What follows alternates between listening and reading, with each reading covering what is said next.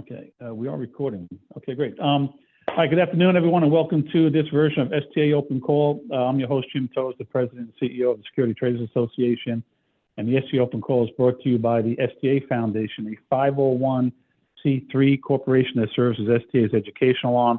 Before we get into the topic of today's call and also introducing our speaker, just know that everything that is said on this call is not meant to be financial or legal advice. Our only goal here is to try to educate folks on the emerging trends that are taking place within our industry. So we have a different type of a speaker today. We're very excited to have Rob Schmidt, who is a seasoned journalist and co-founder of Capital Account, which is a Substack publication launched in June of 2022. And Capital Account focuses on financial regulation and the intersection of Wall Street and Washington. Now, Rob has over 20 years of experience in the industry. He had 20 years at Bloomberg, where he sharpened his expertise covering government policies' impact on the financial sector. And his reporting really has become a must-read material for policymakers, lawyers, and heads of trade associations like myself, who appreciate looking intelligent in front of our members by reading Rob's column. Now, before Capital Account, he broke major stories at Bloomberg, earning a reputation for incisive, detailed coverage of regulatory and congressional beats. He is a true beat reporter, and a title that I really say with a lot of respect here. Our industry, as you all know, is very complex, and Washington, D.C. is a very vast landscape for general assignment reporters to cover, and having a resource with Rob's specialized talents who also provides context helps us all make sense of the events that are unfolding in D.C. All right, so the main topic today is we're going to get a sense of some of the emerging trends that are taking place at the SEC, the House Financial Services Committee, the Senate Banking, and also at Treasury. But before we get into that, we want to talk about a couple of other categories around like just the vital role that beat reporters play and how their specialized lens remains a cornerstone of informed democracy. And then also we want to kind of get into Rob and kind of how he does his job, right? I mean, he's obviously on one side, he's competing with large news organizations with, big audiences and a lot of resources on one side. And on the other side, he's competing with digital media reporters who kind of favor quick hits over deeper dives. So with that, Rob, I want to welcome you to STA Open Call. Thank you for taking the time out to speak to our audience. Hey, thanks very much, Jim. It's great to be here. And I don't do this very often. I would be on the other side of the interview, but I feel like I owe you. You've done a couple of great interviews with me. Love covering your conference, and so I'm happy to be here. Yeah. And I got to tell you, as far as, the reporter, I like being on this side as well, asking reporters questions. So, all right. So why don't we just get into a little more of the your background here? Like what is it that like drew you to specialize in covering, the regulatory agencies and congressional committees within our industry? Yeah, I tell people it was pretty much, bad luck. But it was also, it's a funny kind of, if you look at journalism, my career is probably not unusual. Most of the places I worked are now gone. I started working at a legal newspaper that was a weekly newspaper, and weekly newspapers don't really exist. Newspapers, have kind of gone. So I started there, and then I went to a monthly magazine, and those things don't really exist either. It was about the media, and it folded after 9/11, and I was unemployed, and there was a place called Bloomberg that at the time was a little smaller and looking to hire people. And I went there, and they said, hey, you have to cover this thing called the SEC. And I said, well, what's that? So that's kind of really how I started out. It was just luck, but I realized this is such a fascinating topic, financial regulation, and it was a lot more than covering the SEC. It was covering, they said, oh yeah, you have to cover the Financial Services Committee, the Senate Banking Committee, you have to cover this thing called FINRA, you have to cover something called FASB. So all of a sudden I realized this is not really limiting at all. It's great. It's kind of wide ranging. Wow. Yeah, no, that's great. I mean, how many chairs have you, you probably covered a significant amount of chairs. Do you remember the first chair of the SEC that you were, was it before Mary Shapiro? It was Harvey Pitt. Harvey Pitt. Wow. And it turned out, passed away. Yeah. Yeah, no, it did. And it turned out it was a great time because it was just post Enron. And I hadn't paid attention to any of this stuff.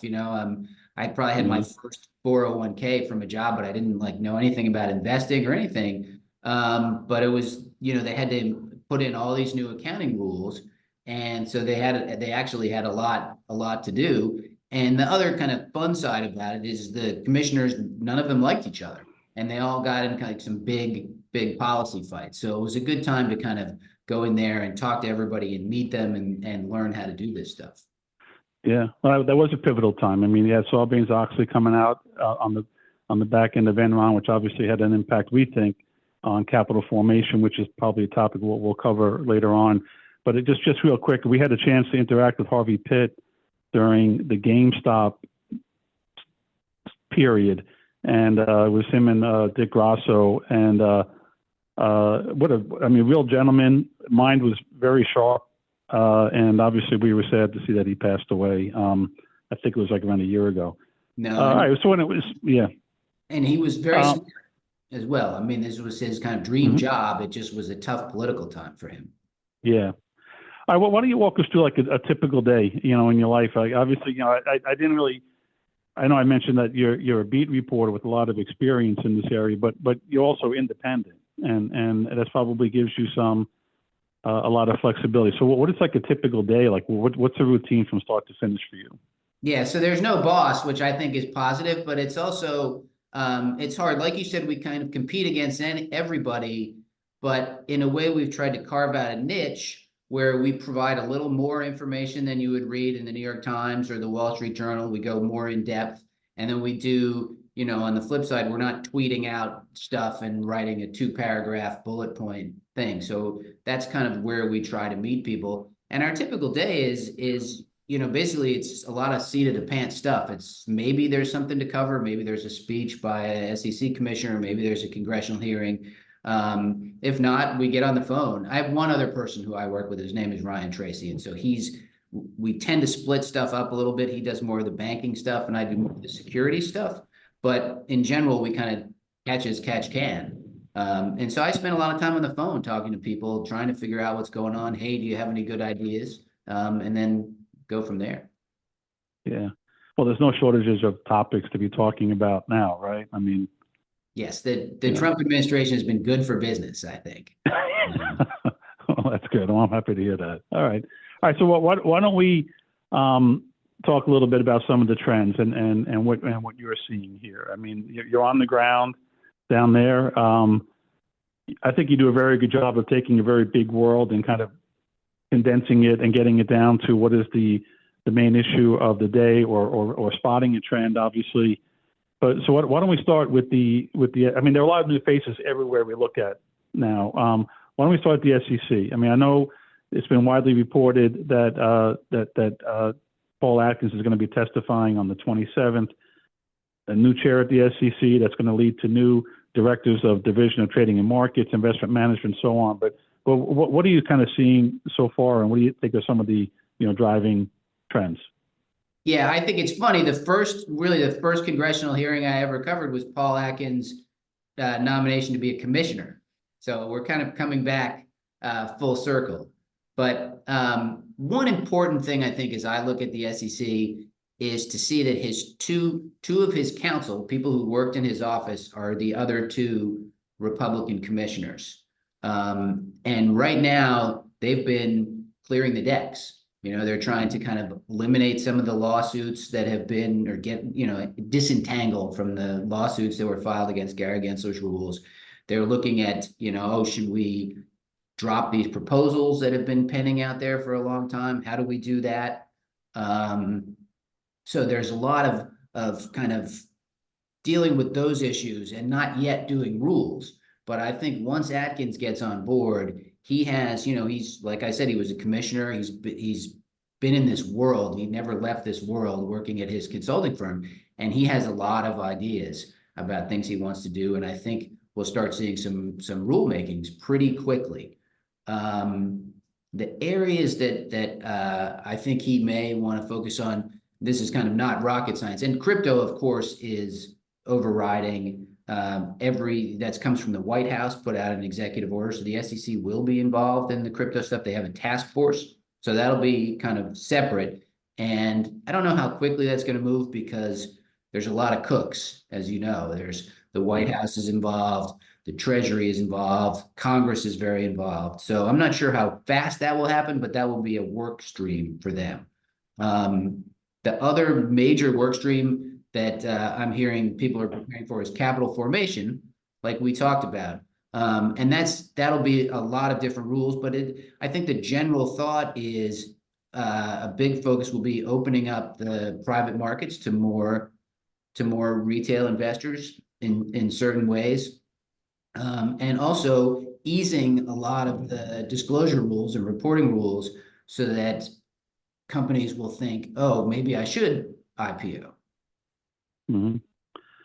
Yeah, it's crazy. I think for us, we really care about who the director is for trading and markets, and we care about who the director is for our investment management. We've never really had any interest in knowing who the director is for corporate finance. And obviously when it comes to disclosures and what's material and what's not, a lot of that guidance is going to be coming out of the Corp Fin department. So we are curious to see who ends up sitting in that seat. Capital formation, I agree. And I do hope that, listen, we do believe that we need healthy and robust private markets and public markets. Private markets, I think, have had it pretty good for the past 20 years or so. That could be a whole separate call there as to why. But we do feel that we just don't feel like the public markets are a good option for the smaller, newer companies, and we do hope that they're able to find some way to make them more competitive in that area. So, all right, why don't we pivot to the House Financial Services Committee? We got a new chair there, French Hill. So what are you seeing over there? Let me give you one more on SEC that might be interesting Sure. to your members. But another issue that Atkins has been talked a lot about is the CAT, the Consolidated Audit Trail. And I think there's going to be some big changes to the CAT, maybe a rebranding. It's a very tricky issue. They have to figure out how to pay for it. But I would expect some early action on the CAT as well. I totally agree. I mean, before we got on the call today, I was having a call with someone on this, and the concept around it was they really need to kind of reset what the value is on CAT. And I think there are some in the industry that are kind of hoping that they scrap the whole thing. I think the majority of the industry feels like, no, wait, we need this. We need to have our regulator to have a tool like this. But obviously we don't want it the way it's just kind of been going out of control. So I am curious to see how he approaches that, and maybe we get some insights when he testifies. So, all right, on how French Hill, a chair of the full committee. What are you seeing over there? So it's important to realize that French Hill is a banker. He's a community banker, and when he says, "I want to make community banking great again," I think that is definitely, we need to take him at his word. So it'll be a lot on the banking side, I think, initially. And again, crypto, they've been told you got to do crypto. So that'll be pretty early also. I'm kind of interested in the oversight. Basically we spent the last 4 years of the House Financial Services Committee hauling in the SEC chairman, writing a lot of letters, wanting to know about, every single rulemaking he was on. That's going to change. But I don't think they'll stop doing oversight of the SEC. The other thing that I think is interesting is there's a lot of members on the committee, including French Hill, that are interested in SROs, and they're interested in kind of the expansion of the regulatory state. So I think FINRA will be a topic of oversight for sure. Mm-hmm. I think the oversight chair, I think, is Muser from Philip from Pennsylvania. And he's new, and so there is kind of we don't know exactly what he's going to do, but he wants to make a mark for sure. Yeah, he's tough. Yes. All right. So we had a chance to meet him a couple of times, and his father and my father were both former, NYPD folks, and I mean, this guy looks like, he's not going to be shy. I think that's a good seat for him. So yeah, if he's listening. All right. So Senate banking. Sherry Brown obviously lost his reelection, so we have a new chair, and also obviously a new ranking member. So what are you seeing over there? Yeah, so the chair, it's true, and Sherrod Brown lost the election largely because of his crypto stance. There was a lot of money poured into his race. And I think people have gotten the message that also there's more Democrats on the committee, new Democrats who are open to working with the crypto industry, who maybe have gotten support from crypto firms in their elections. And so I think in some way, there'll be a more bipartisan openness to crypto, except for, as you say, the new senior Democrat is Elizabeth Warren. And that, of course, is most of the financial industry is watching that and very excited to see kind of how she decides to play out and what she decides to do. And it's funny with her, we all thought, I had written an article about this when she, 4 years ago, about how she was really going to go after the private equity industry, and she didn't. So, I mean, I think it's funny. She has to pick her targets, and it's a lot more rhetoric than it is the ability to get stuff done in legislation. And that's much more true now that the Republicans are in charge of the Senate. So I think she'll have more of a soapbox, but I don't know how much she'll be able to accomplish.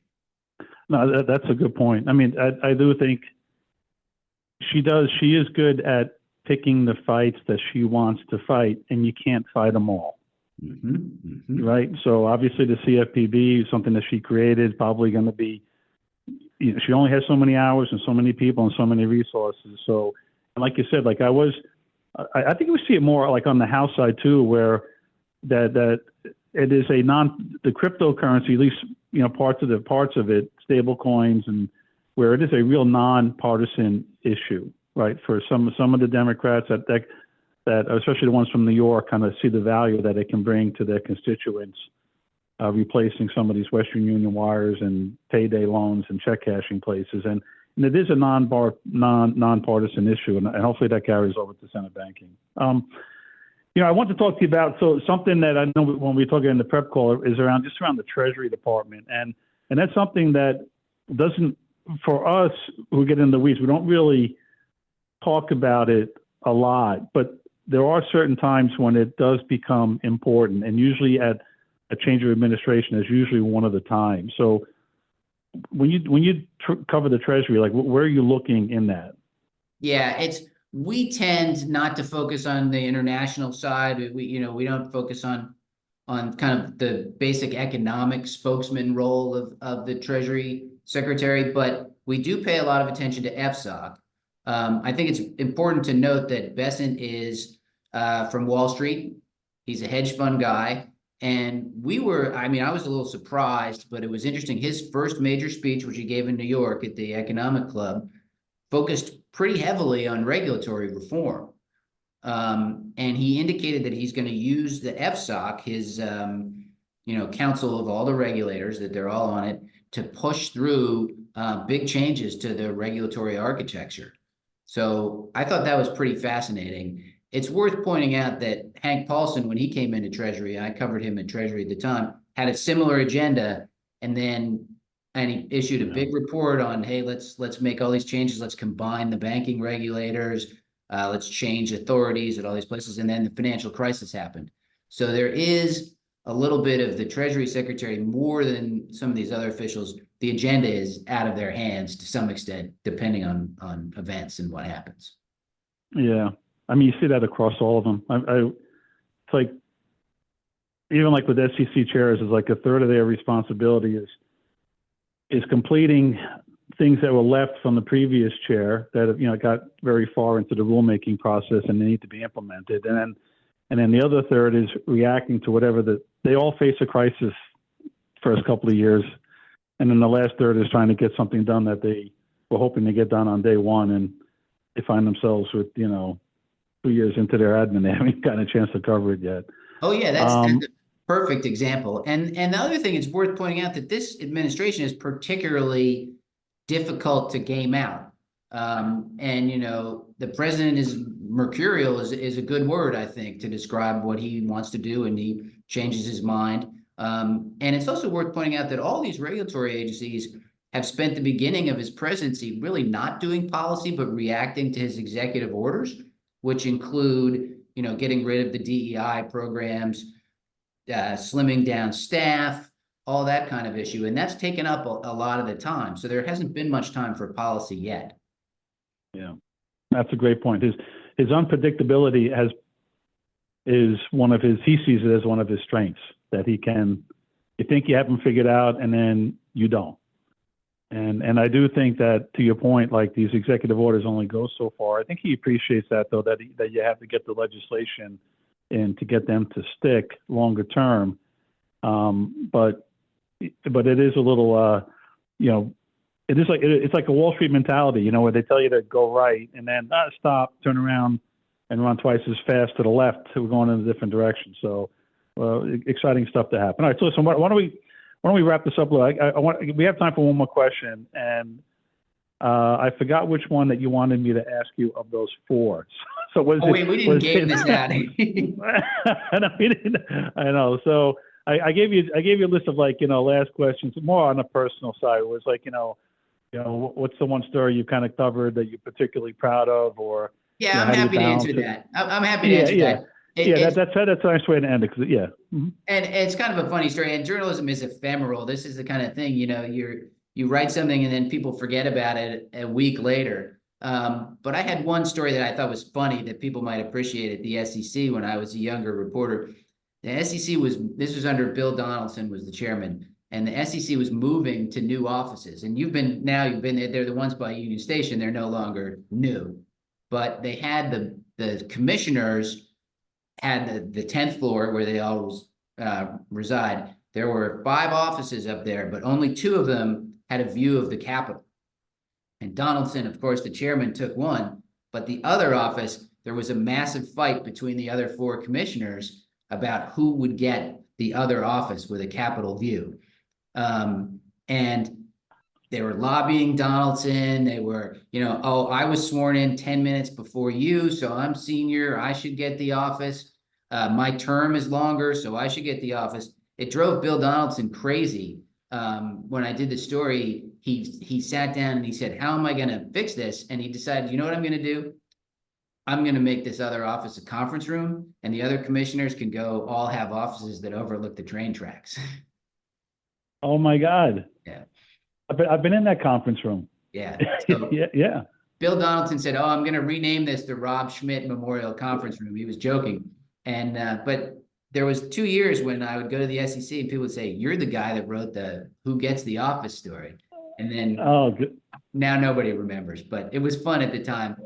And I thought it showed a side of Washington where all these guys, status is part of your job, And so these are human beings just like everybody else, and everybody wanted a view of the Capitol. Yeah, I remember Jay Clayton talking about that going from like Wall Street law firms to DC, that the title means so much, like on Wall Street, if you make managing director, that's great. But no, like their Treasury Department and SEC, the title is so important. And like you said, the human beings, man, I can understand it. All right. Listen, Rob, I want to thank you for taking time out today. Let me ask you, we still have a little, like a minute or so here. Obviously we're going to put some links onto the notice, but as far as how people can sign up for the newsletter and stuff, but is there anything like, is the newsletter, is there like a free version and then there's a paid one? How do you kind of work it on your Substack? Yeah, we have a website it's capitalaccountdc.com. It's with an O, capital account. Mm-hmm. And yeah, we have a weekly free version where we have excerpts of our stories, and that's a way for people to check it out and see, and hopefully become a paid subscriber. And it's not cheap. It's $2,000 a year. But we think it's worth it, and it comes out every day, and it provides topics that I don't think you are covered anywhere else. And you could probably attest to that to some extent. Yeah. No, I do. I feel like you go, like you talked about, you go deeper on these things. It's also very timely too. Like I do feel that some of the stuff that you put out is what I'm reading at 4 o'clock is in the news the next day at 8 o'clock. And that's very helpful, and I appreciate that. All right. Okay. Well, with that, Rob, listen, I'll see you down in DC soon, and thank you so much for taking time out. I look forward to it. Thank you, Jim. Appreciate it. Okay. Yeah. All right. Bye-bye.